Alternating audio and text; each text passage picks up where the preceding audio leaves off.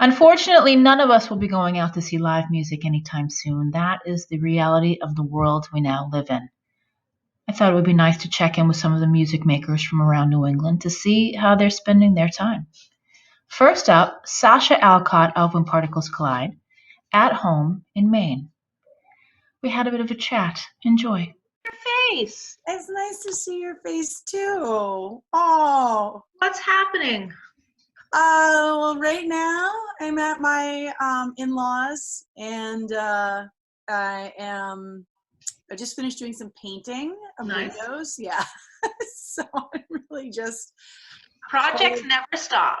No, they don't, and actually, I'm very glad for them, and I'm very glad to feel useful because I'm really I'm 46 years old and I'm living with my in-laws. Well, but you have a story behind that. Yeah, so I know. I want to touch on that.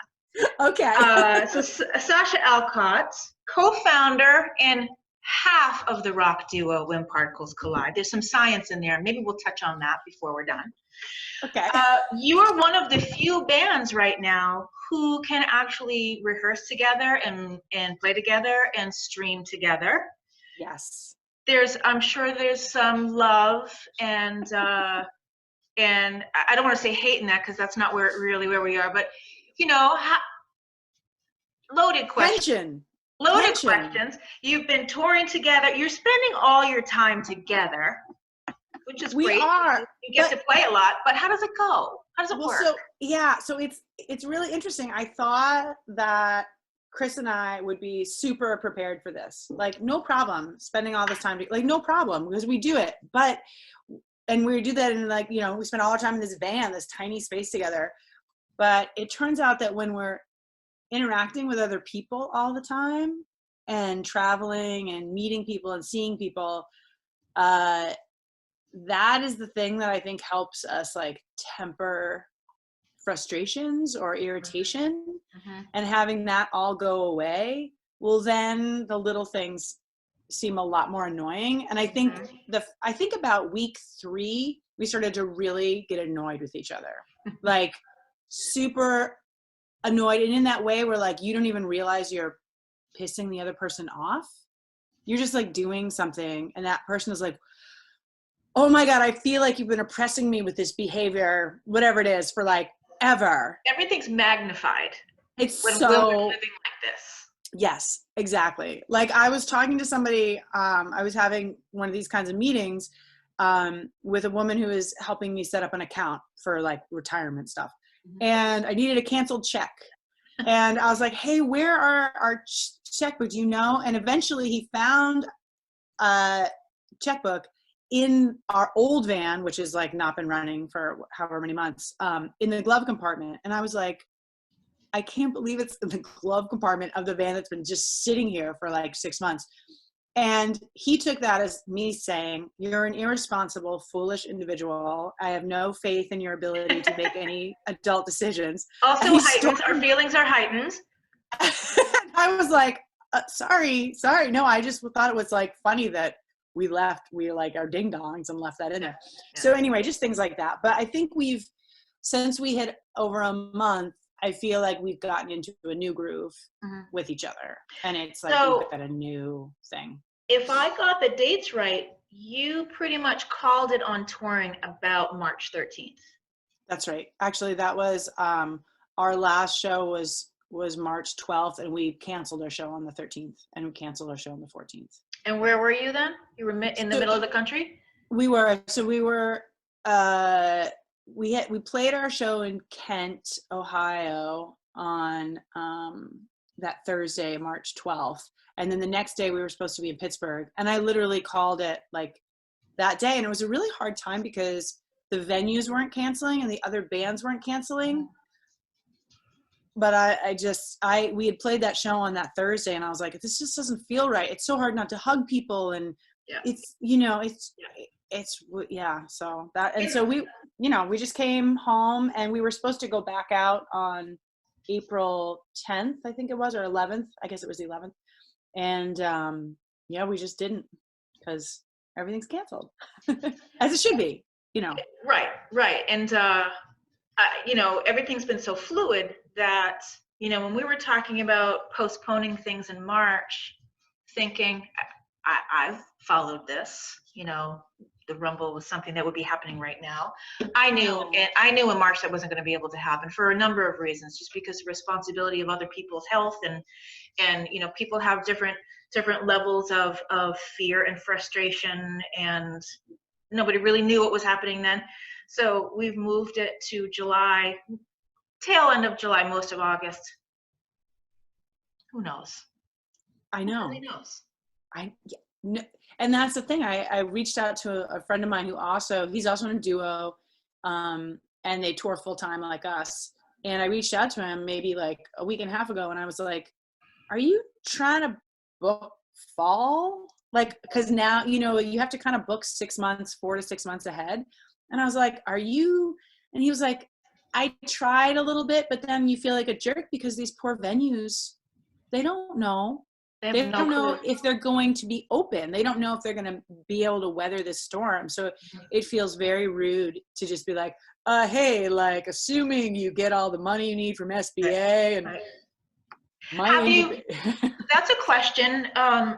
You formed a lot of relationships across the country. What are you hearing from other people, from other players, other touring musicians, even other venues? What's happening for them? Because what's happening here for us in the East, as we have seen in all the news, is very different across the country.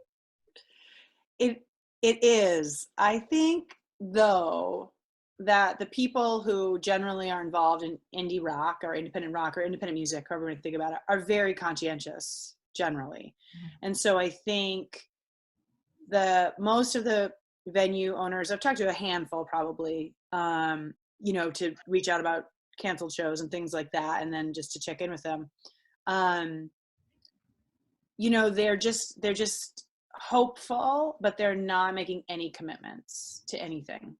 And because I think they understand that even if things open up, gathering places where large groups of people come together for entertainment is not going to be something that happens right away. So I think most people are very cautious in that community. And as far as other musicians, most of us are trying to collect unemployment.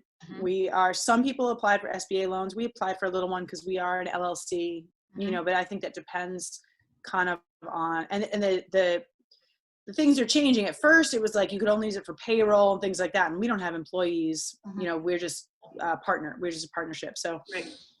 But that's changing where a lot more, I guess, is becoming forgivable. And then of course a lot of people are live streaming. Folks who made fun of us a little bit for creating a Patreon account now have Patreon accounts. So let's talk about that for a minute, because I know a lot of artists who have Patreon accounts. I think it's great, and I only say that just to give them a little. Who is making fun of you? No, but I'm happy for them, because I think the thing is, people want to feel connected to art. They want to feel connected. Imagine for a moment if there was no art and no music now.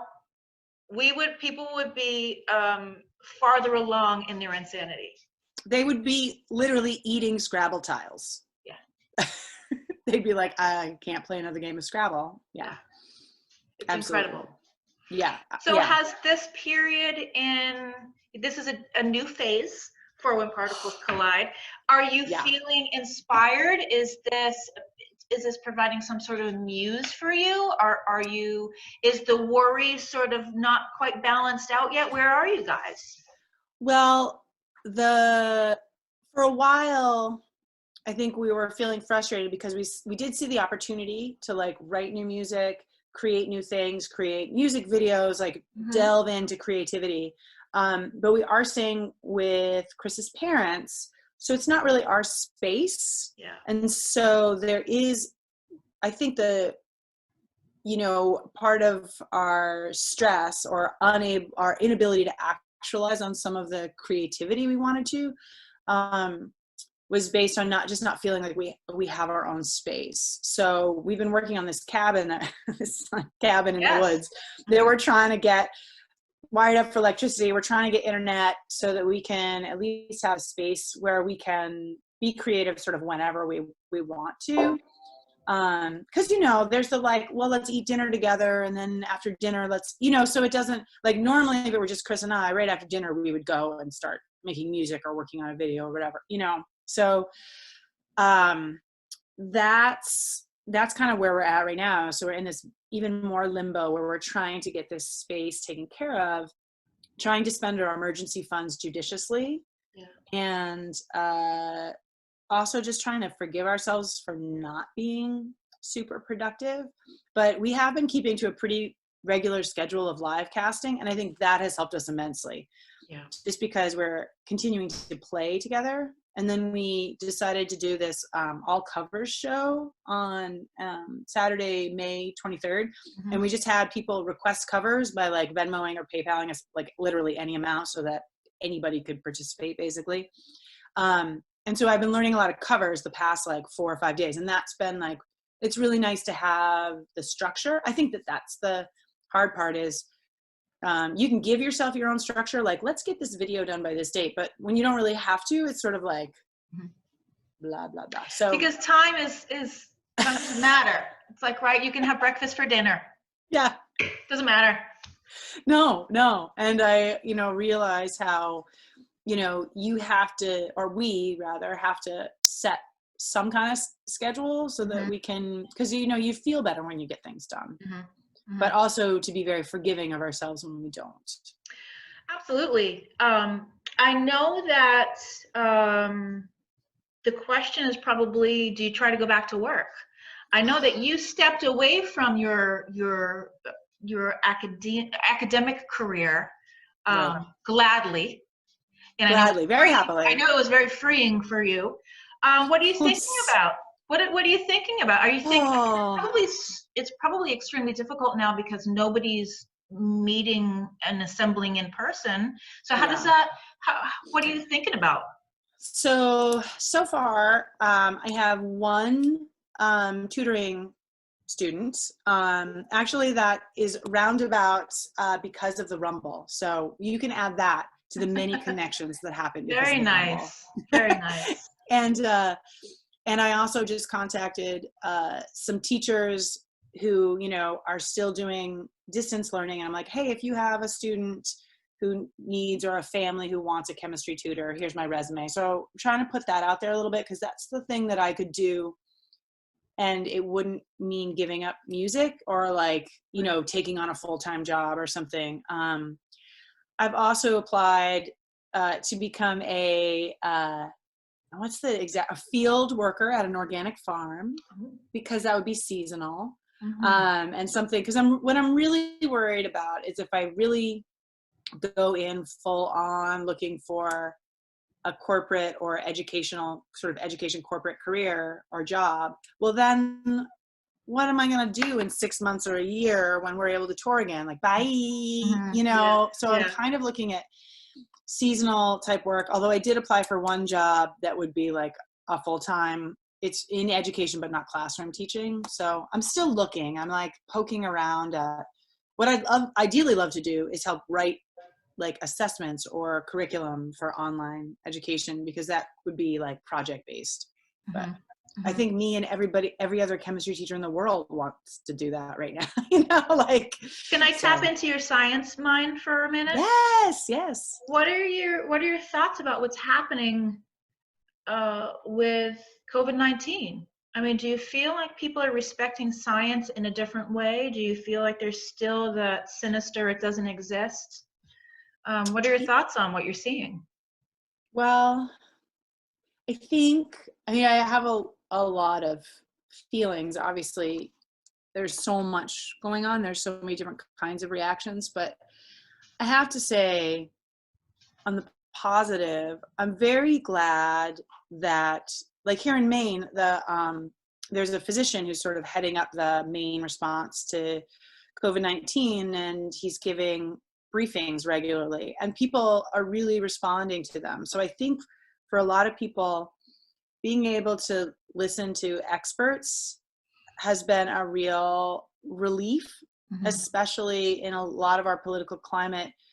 Experts have gotten a negative rap. Mm. Mhm. You know, that sort of elitist East Coast, big city, West Coast, big city thing, you know. Understood. Yeah. Yeah. Yeah. And so, and I understand where that comes from, but Mhm. it's really nice to have, um, I think, people really listening for the most part. I think what we're seeing now is not necessarily a backlash against science as much as it's a frustration and nowhere to put it, you know, nowhere to, you know, so it's really easy to get angry at fill in the blank, whatever group of people. Mhm. I think And people want an answer as to when this is going to end, and there yeah, is not one. there is not one. And I think people are frustrated, and I understand that they're frustrated, but I don't think that their backlash is against science. I mean, it would be really great if, you know, the folks who, and I hate to say this, but I think for a lot of folks, when they have family members who are like immunocompromised or have asthma and that they understand that the risk is greater, I think that it helps them believe in the science a little bit more. Mhm. And I Yeah. hope that, you know, when we move on from this, I hope people will feel a little differently about things like climate change, you Yeah. know, and other things that are related to sort of scientific experts. But I, you know, We are seeing a difference in the atmosphere and the climate since people have stayed in. I mean, look at Los Angeles. The sky is blue. I mean, I wish I was there. I'm here. The sky is blue for a change. You know, yeah, I see images in Italy where the water is clear and they can see, you know, creatures in there. That's pretty fascinating. To, it's really interesting. because it's some evidence of what could be. You know, it's some Yeah. evidence of what could be. If we could just figure out how to maybe dial it back or shift the way we're doing things. Oh, there are my monster bears. I got some bulldogs running in here. Hi, dudes. Yeah. It's really fascinating. So you've got a regular streaming show. Yes, we do. Oh, You're yeah. We live should. from the basement. Yes, live from mom and dad's basement. You do that. You're doing that Wednesday. Are you doing that Wednesdays and Saturdays? Yep, Wednesdays at 6 Eastern and Saturdays at 7 Eastern. You have your Patreon going. We have our Patreon going as ever, which is really fun because we do songs, videos, and essays there, Okay. which is really fun. Yeah. And how's your Unstoppable Rock podcast? It's so fun. It goes on, right? It goes on. Oh yeah, I'm stocked. I have like 5 interviews in the can. So Nice. I know. Oh, So really good. I made a schedule for myself that I knew I could keep, which is once a month. You know, one a month I can do. And you know, I work really hard on them. Like I edit all the ums and ahs and you know, and I try to do a really like reflective piece to make it like a little news essay kind Yeah. of, you know, and so that's been really great. And it's really interesting because all of these interviews are pre-COVID-19. Uh-huh. So it's been really, I don't know, it's been really interesting. It's all this stuff about a world that doesn't exist currently. Right. I mean, it does, but in a different way. We're in the pre and post now. So right now Yes. we talk about the past as before all this happened, and then once we were able to really leave the house and maybe assemble in larger groups, everything's going to be, now we're in the post-COVID world. Yeah. Which Absolutely. I think happens sooner than later, but again, we don't know. The post-COVID rumble is going to be pretty sick. Good God. You know, I would love to think that it's going to happen this summer. I'm not, we're talking to a lot of people. Yeah. And a lot of people who are the people we need to talk to are like, you're probably not going to be doing anything for 6 months to 18 months time. Yeah.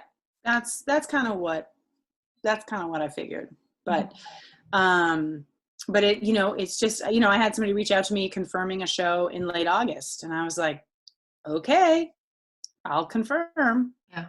Yeah. I'm just kind of going through the motions in that I've done all this work. Oh my God, it's so much work. And I just, if anything, I just want to give the band some love until we can actually do anything about it.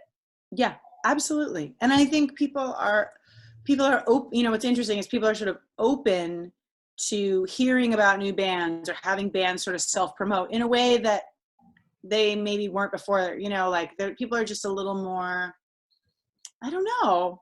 I guess open is the best word I can think of. I feel really good about how a lot of artists have stepped up and done the streaming thing.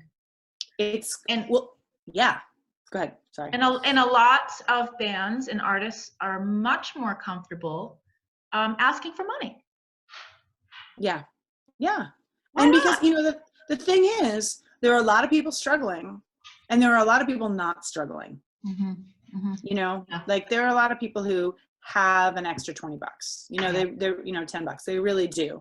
Yeah. And it's good to know that artists know that they have value. And for me personally, one of the upshots of all this is listening to professional musicians sit on their couch with a guitar with no Pretty great, right? processing and being like, oh, I'm that good.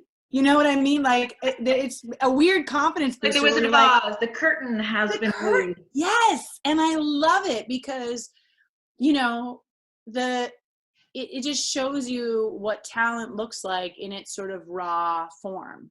Mm-hmm. And we get to strip away all of the effects. Yes. And I love it so much. Like it speaks to me as a fan and it speaks to me as an artist. It's very validating. Are there one or two of those artists that you've watched that have given you this feeling? Yeah, I watched Jewel and I was like, oh girl. I was like, yes. I mean, she was like digging in and like cracking her voice and like then singing pretty. And I was like, oh my God, that's amazing to me. Yeah. It was really cool. It kind of lowers the it lowers the that feeling like people have to be perfect. Yes. Right? Because exactly. everybody's kind of in the same, we're when people say we're all in the same boat. No, not all of us are when you're in your beautiful Beverly Hills compound and you're telling us that we're all in it together. We're not really not. But when you do, like you said, when you see someone stripped down with just an acoustic guitar sitting on their couch, it's pretty cool. It's really, really cool. And it just reminds you that like, that is what an artist does. Like I heard this interview one time with Leanne Womack actually.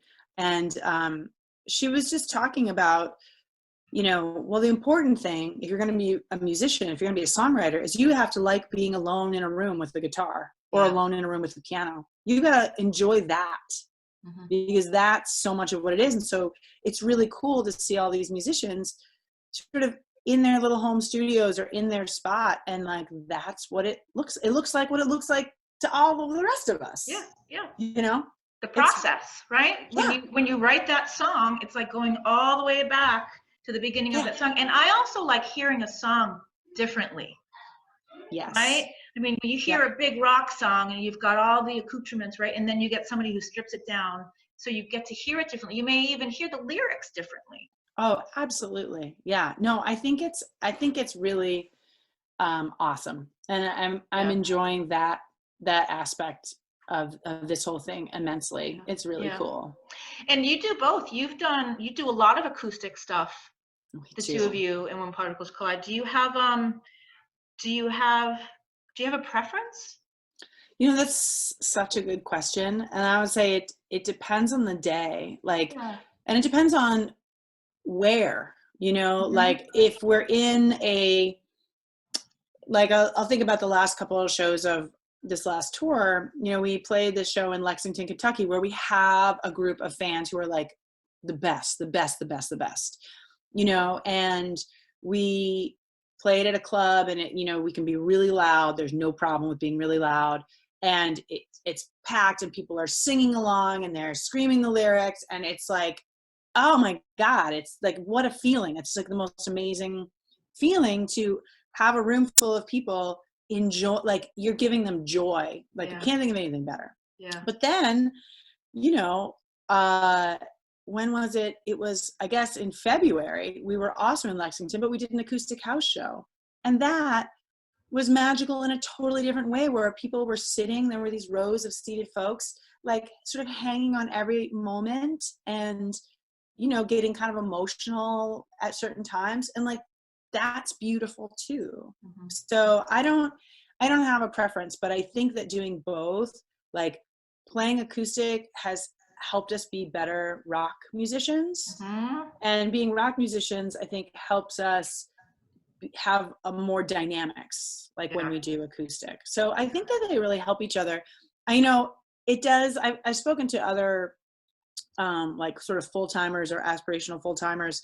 And the tricky thing is when you're really agile like that and you kind of have a bunch of different sounds, like the chances of you being successful on like a big scale are probably lower because you're not known for this like sort of one thing, right?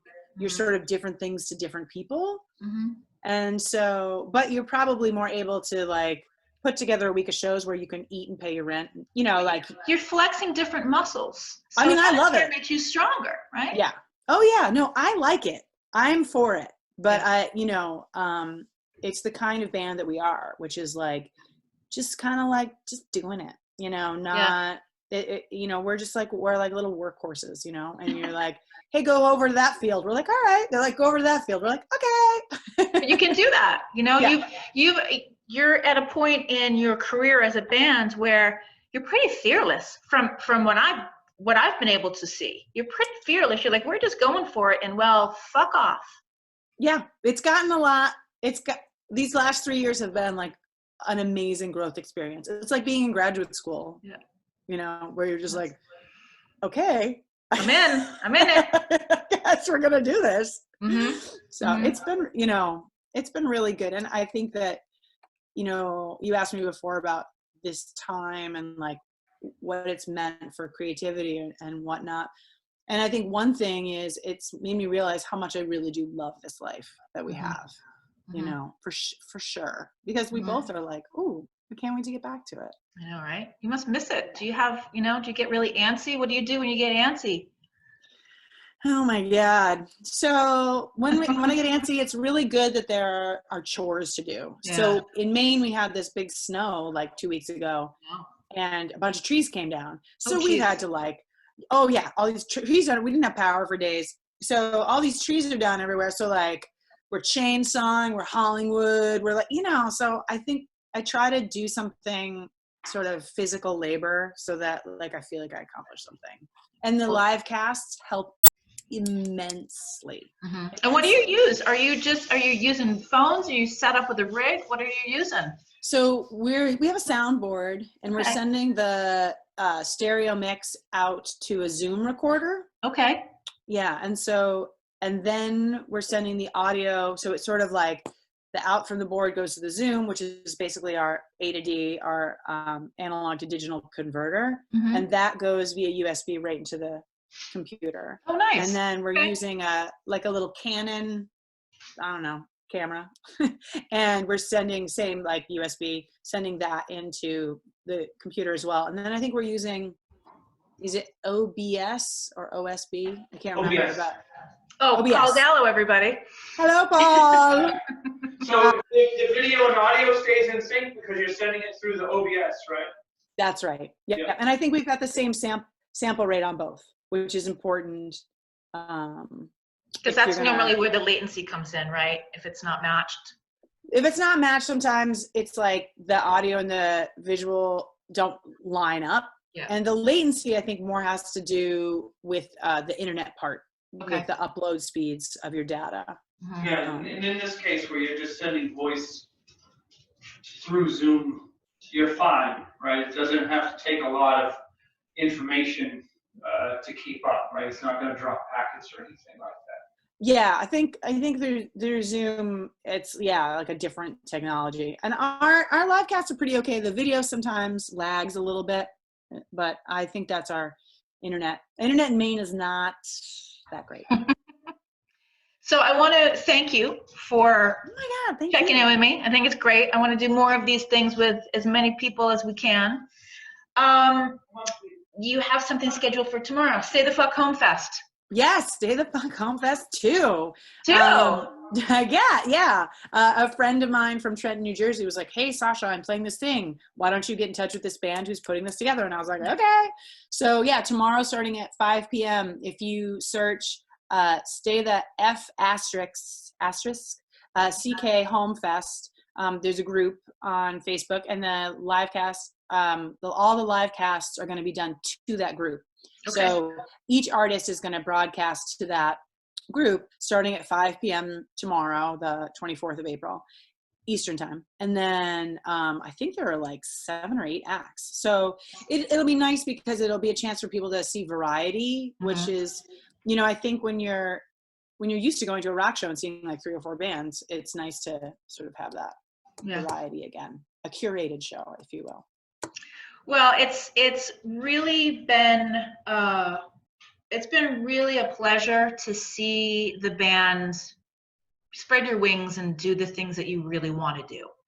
I really hope that this time that we're in right now, for many reasons, is as short-lived as possible. But again, we don't know.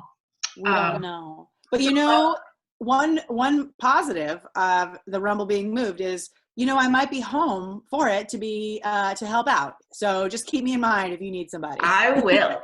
I 100% will.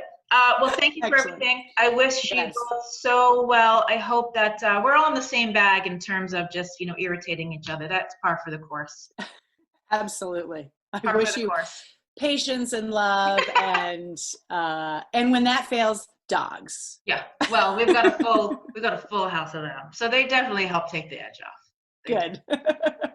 Thanks so much for. I'm going to post this. Yeah, great. Might pull some stuff for Boston Emissions, so we'll see how it goes, and I will let you know. Awesome. All right. It was great to see you like this. Great to see you. I can't wait to see you in person. Right on. Take care. All right. Thanks, Anngelle. Bye. Bye.